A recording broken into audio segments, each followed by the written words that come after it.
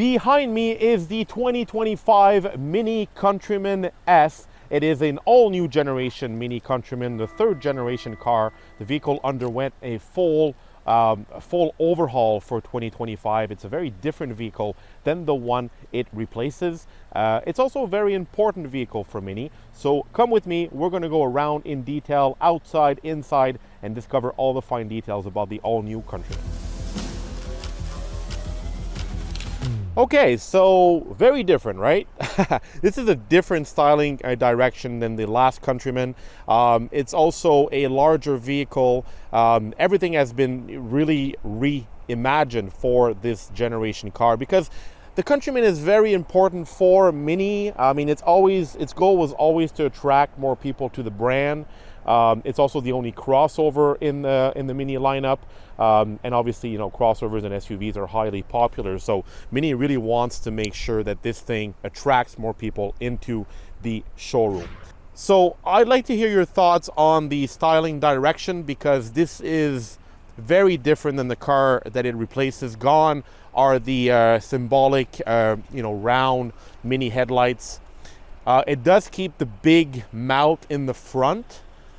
But apart from that, there's nothing about it that really screams MINI.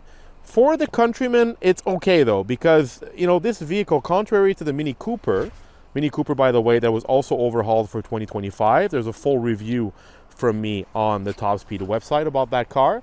The Countryman doesn't really need to remind us of its past because back in the 1960s when the MINI existed, well, the Countryman didn't exist. So there weren't really any crossovers for MINI back then. So this gives the styling department a lot more creativity in what they can do with this vehicle. I like this. If you take off the MINI logo, it's pretty cool, but it's weird because it's not MINI at all. It's pretty big. It's hefty, it's blocky, it's got a kind of an outdoorsy kind of look and vibe, and that's fine because, you know, it's very popular these days to make a more rugged kind of vehicle, off-roadish kind of truck-ish kind of model. Everything being very angular. I love the two-tone, you know, color combination here. That kind of goldish kind of, you know, color on the roof. It comes down here on the C-pillar with the all-4 all-wheel drive logo here. That's really awesome. And that kind of goldish color is replicated in the wheels and down on the bottom of the doors as well, and on the rear view mirrors. Now that's really neat. And also around the grille in the front and on the bumper on the bottom there. This is the S, a bit more powerful, a bit sportier than the standard Countryman, but it's not as powerful as the high-performance John Cooper Works. It's still powered by a turbocharged 2-liter 4-cylinder. It is the B48 engine from BMW that BMW puts in everything. It powers basically the entire MINI lineup with different types of outputs depending on the model. In this case here, we're talking about 241 horsepower and 295 foot-pounds of torque. So a good amount of power. It's now made it to a new transmission, a 7-speed dual clutch automatics. It replaces the old 8-speed conventional torque converter automatic transmission. From a mechanical standpoint, this vehicle is identical to the BMW X1 and the BMW X2. And fun fact about the Countryman, at the end of the last model's production cycle, MINI was actually selling more Countrymans in the US than BMW was selling X2s. So that's why this thing still exists. It's a pretty popular model.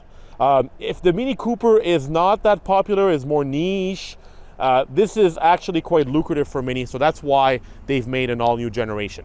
Bigger, much bigger Countryman. It's 5 inches longer, almost an inch wider, and it's almost 4 inches taller.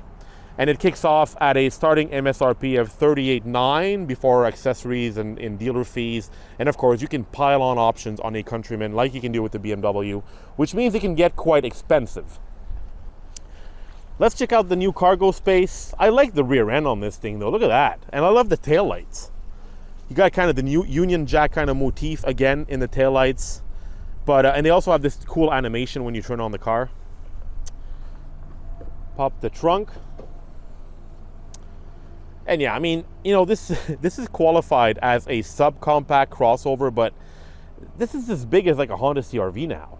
A lot of cargo space. Look at that. It's a big trunk. And of course, you can lower the seats flat and get a flat surface if you'd like. All right, let's step inside, because inside it's really cool. There's a lot of really neat features about this vehicle. First, I want to draw your attention to the cabin materials and the color combinations. Look at the door card. Look at that. That is so cool. And of course, you can kind of customize your interior on the MINI website or at the dealership, and you really play around with color combinations and textures. It's also kind of a wool kind of texture, and it it looks and feels very warm and inviting. I like that. And that texture is replicated on the dashboard. Dashboard, by the way, which has a very minimalist design. So look at that. It's going here in the door cards as well, and very straightforward. You have the main digital round screen. All the Minis have had that. I own a 2006 Mini Cooper, and it has that, but mine is an actual gauge cluster. This is a tiny skinny screen. Look at that, super thin. And there's no more readout. All I have is a heads up display. I don't know if you can see, but it's going to give me my speedometer and some vital information like the speed limit, but there's actually no more physical gauge here in the front. Okay. The Mini steering wheel, also really neat. Look at this. There's like a fabric here, like a strap holding it. Nice, thick, meaty steering wheel. I've always loved the Mini steering wheels, and this thing is fun to drive. Even if it's bigger, heavier than its predecessor, man, Minis are fun to drive. You can really throw them in a corner. Their front ends are so precise, so direct, and good power from this turbocharged 4-cylinder engine. I spoke about the gold touch outside. You have it here in the steering wheel. You have it here in the stitching. And you also have it in the air vents and in the door handles. Look how cool these door handles are. Wow, that's awesome. The seats are also pretty neat. In this case, a nice tan leather seat with the classic Mini logo here in the middle in blue, because it matches the blue dashboard, and then more blue down here. There's a kind of double shelf setup here. I can put my phone here, wireless charger, with another tablet down there for storage, cup holders of course. Tablet down here. I can move around this armrest. I can move it forward or back. It doesn't open, but I have this kind of little lunchbox or pencil case set up here with a strap. I can open it and I have access to more space here. I can't move it around though. I can't remove this, although it looks like it's modular. It's not. It's bolted onto the compartment, but it's a nice touch. Very minimalist controls as well. This is basically all that I get in terms of buttons. I have the drive mode selector here, the engine start, which is basically a key. It looks like a key, but it's stuck there. This car doesn't have drive modes, but it has experiences. And when you change, which is pretty nice, let's say you put it in go-kart mode, listen to that. And then the screen turns into like this big speedometer, like a racing speedometer. Isn't that cool? I find that awesome. And you have different modes with different kind of soundtracks when you put them on. You got core, or sorry, not modes, but experiences. Green for eco driving. Oh, that's nice. And every single one has a theme. I then have vivid. Very colorful, this one. I can shift down to timeless. I like this one because it's very classic. Isn't that cool?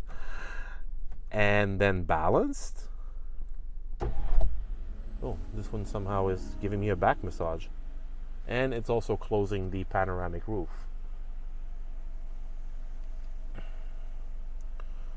Okay, and then finally I have trail for off-roading. Neat. My favorite one, of course, is core. Just because it's kind of like the default setting. And now I have a back massage. I'm not a fan of back massaging, but yes, this thing has massaging seats. And I have a physical volume knob. And that's all I get here on this panel. My only gripe is that I have no way of shifting. Yes, fine, it's automatic, and You know, this vehicle is also available as a fully electric model in the SE trim. So I see what they've been trying to do here. They kind of want to homogenize everything for the gasoline-powered Countrymans and the electric ones. But I have no shifter to shift, like go downshift or upshift manually, and I have no paddle shifters. So that's kind of annoying because sometimes, you know, the DCT, the dual clutch transmission, doesn't respond the way you'd like to. It'd be fun to be able to manually shift the car, but you can't do it in this Countryman. There are other features in this car I want to talk to you about. I want to bring your attention to the interior camera. I wrote a piece about this on the TopSpeed website. I invite you to go read it, and here I am. Hello. And then, so this is what I look like when I film these videos. And then you can take photos, take snapshots, and you can then upload them to your MINI mobile app. I mean, what is it for? You can take photos when you're road tripping with the family. You can share them on social media. So yeah, it's just kind of a fun feature. And BMW says that it doesn't store any of these photos on their servers, but the camera can also be used for theft prevention. You can monitor the insides of your car when you're sitting in the comfort of your home through your mobile app. So if somebody like steals your car, you can take a photo of them and report them to the police. So it's kind of neat. So the rest of the system is pretty straightforward. It's also really nice how everything is integrated in a circular fashion. This is the main screen. You have your phone on the left, the navigation in the middle, and your audio on the right. And then you can just navigate through them like this. This thing has a personal assistant where you can talk to your car, ask it to do things like, I don't know, change ambient temperature. It is right now, it's downloading and updating, so I can't use it right now. Your weather, your fuel consumption. So there's a lot of stuff going on in this system. It does take a while to get used to it. Everything is operated through the screen itself, but once you get your head around it, it's actually pretty quick to respond and intuitive. Let's go have a seat in the back. Squeezing in the back where the front seat's adjusted for me. I'm a tall guy. You can see that my knees are kind of touching the rear of the front seat, but it's not so bad in terms of headroom. It is ample. I have a lot of headroom, like way more headroom than I need.